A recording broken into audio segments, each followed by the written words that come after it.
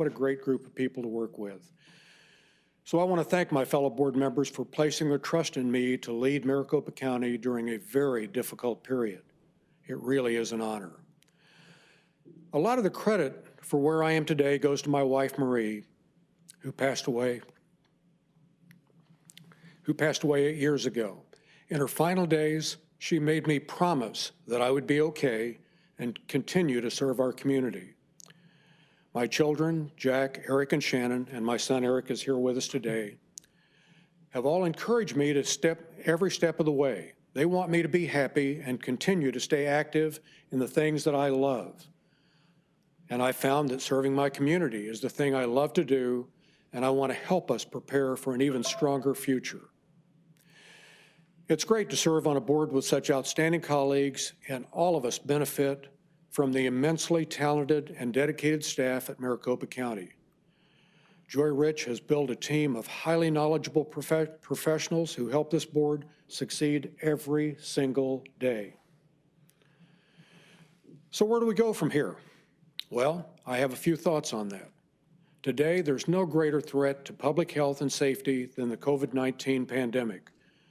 Over the last year, I've watched as our whole nation has been shaken to its core. Lives lost, businesses closed, and families unable to afford food, clothing, and shelter.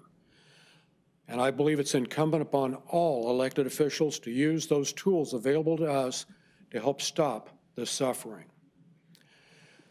That starts with tracking and slowing the spread of the disease itself.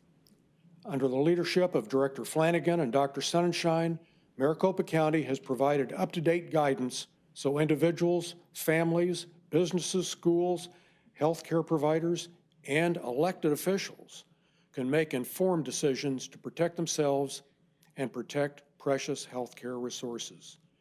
And all of this occurred in alignment with CDC best practices and in partnership with the state. I believe science-backed mitigation efforts recommended by Public Health and supported by this board have in fact saved lives. Now we're entering a new phase of the pandemic. Vaccinations have started, but it'll be months until there's enough vaccine for everyone.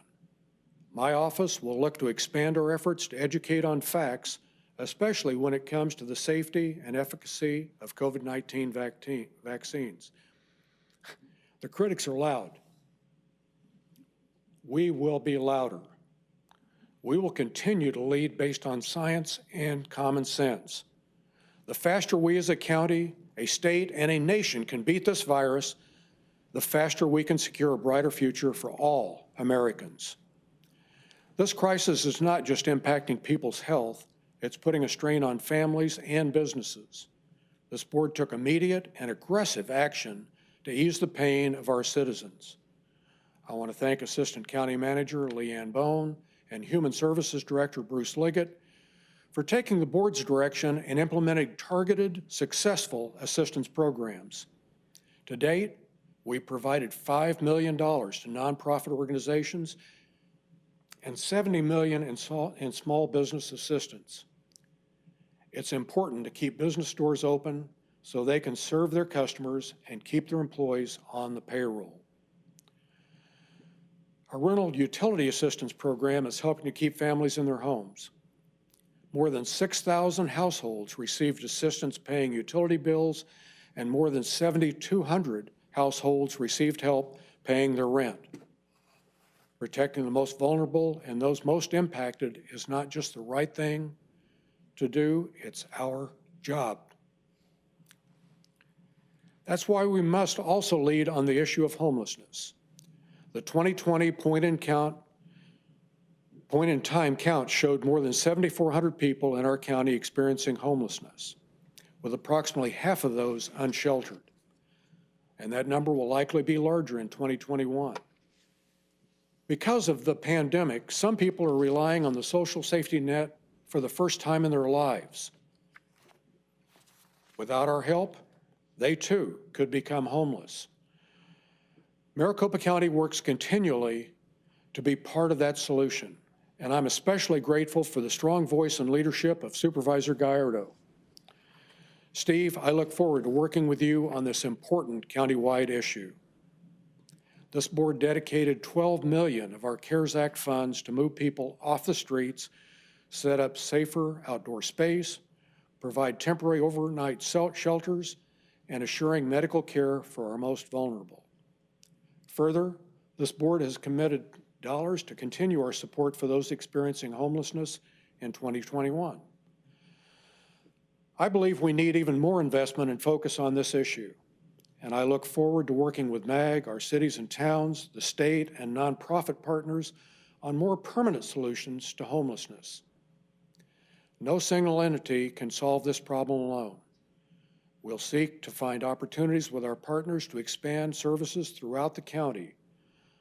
I believe this issue deserves our best efforts, and I know we have the talent to make progress. So now, there will be a time, hopefully in the very near future, where this county will return to some sense of normalcy. This will be a time of opportunity, and we should be prepared. We know that as the economy recovers, we will be competing with other regions across the country for people, jobs, and opportunities. So what does Maricopa County have that other regions don't? 70-degree winter days for one.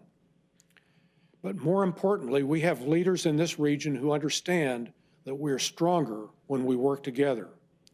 It's one reason our job market is one of the best in the country right now. And it's why we've been the fastest growing county for 3 years running. And if we can get government bodies on the same page, working in partnership with the country's most innovative school, ASU, and some of its most tech-savvy businesses, we can solve problems that once seemed insurmountable. That's the goal of the Smart Region Consortium that's championed by Supervisor Bill Gates. And it's a framework I hope to leverage during my chairmanship. Bill, I look to you for opportunities where the county may play a role and benefit from partnerships. Another issue that requires regional collaboration is transportation.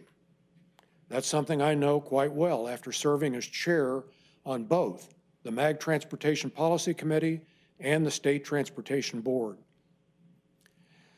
The leaders who crafted Prop 400 in the early 2000s laid the groundwork for the growth we see today. Maricopa County is not only the fastest growing county in population, but we also lead the nation in attractive businesses. That's something those leaders can be proud of today. But now it's time for current leaders throughout Maricopa County to get serious about our infrastructure needs for the next 20 years. And this board has a significant role to play. I'll continue to be our representative on the MAG Transportation Policy Committee, and I plan to work closely with Supervisor Hickman, who I've asked to stay on as our representative on the MAG Regional Council. I'll continue to keep my friendship with current members of the State Transportation Board. I truly hope that we, along with our cities, towns, and MAG, can put in the work and make the tough decisions necessary to assure the next generation has the opportunity to enjoy the quality of life that's available to our citizens today. During my tenure on the Board of Supervisors, we will complete a regional transportation and infrastructure plan that will go to the voters. A plan sent to the voters needs to assure regional equity and flexibility. Crafting and getting voter approval for a new regional transportation plan is one of my highest priorities. Not just for my chairmanship, but for as long as it takes to get it done right. In addition, I want to say a few words about another opportunity that may be available to us. The incoming presidential administration has hinted that they're willing to work with Congress on passing infrastructure investment legislation. I need Maricopa County to be ready to participate in any program that will benefit this region. So I've asked MCDOT, our flood control district, to work closely with government relations team on the progress of such a program. We need to be ready to jump on this opportunity, and I know through the leadership of Jennifer Toth and Mike Fulton, we can be. So please, let's do all we can to be prepared.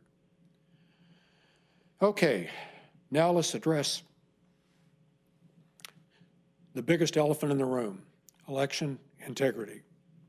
First, and most importantly, this Board of Supervisors welcomes good faith efforts to make our elections the best they can be. That's why my colleagues and I have supported a full forensic audit of our election tabulation equipment, all once the litigation related to 2020 general elections is over. And as Supervisor Chukri has said, we're totally committed to be best in class in elections and relentless improvement in all areas of our organization.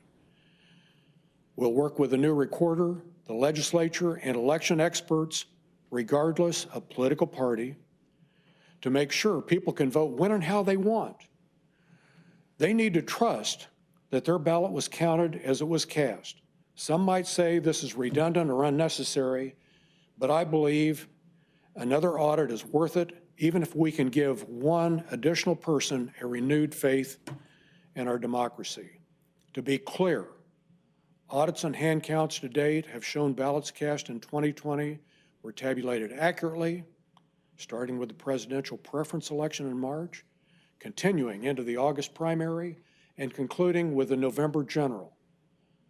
Many experts believe these were some of the finest and most secure elections we've ever had.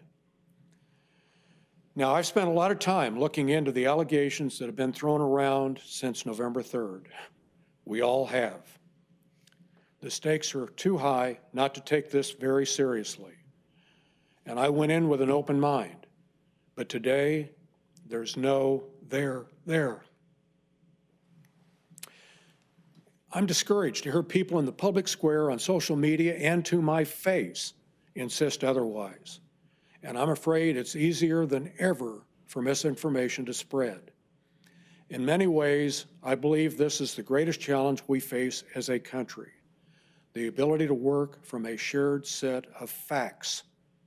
And the facts are 10 different times complaints about election fraud, manipulation, or tampering in Maricopa County elections have been brought against this board. Each case has been dismissed by the courts or withdrawn by the plaintiffs. I've asked enough questions and seen enough of our operation to feel comfortable looking anyone in the eye and giving them my word. Our elections were run with integrity, and the results canvassed by this board were accurate. And I understand nothing I say from this podium is likely to convince those who flood our phone lines and inboxes. But I'm committed to keep trying. In 2021, we'll go above and beyond with our education efforts and communications to assure people of the integrity of our elections operations. Maricopa County has a fantastic staff, great leadership, and a desire to serve. They're the best of us. And theirs is a story I'm happy to tell to anyone willing to listen. Transparency, not just in elections, will be one of the cornerstones of my chairmanship.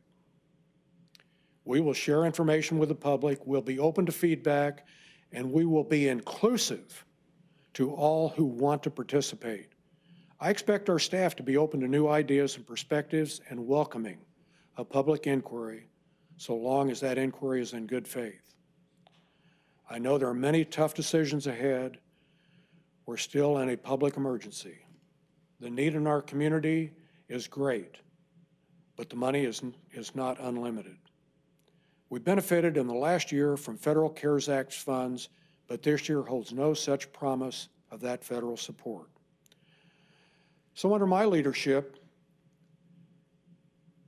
requests will need to be justified as necessary. I know my colleagues have a long history of being fiscally prudent, and we will work together on a fiscal year 2022 budget that works for all of our residents. I can't think of another time in my life where tomorrow holds so much uncertainty. In my 2 years on the board, we've been presented with so many unusual challenges that nothing seems shocking anymore. But what gives me great hope is what I've seen from this dais, in meetings with my colleagues and in the daily work of our county workforce. Whatever the challenge, whatever the crisis, Maricopa County does not flail wildly from place to place. We don't overreact and we don't underreact. We deal with issues professionally and logically. We do it with respect, and we do it based on facts. I believe that approach will continue to serve us well in 2021. So thank you again for allowing me to serve as your chairman. I look forward to a much brighter new year. Thank you again.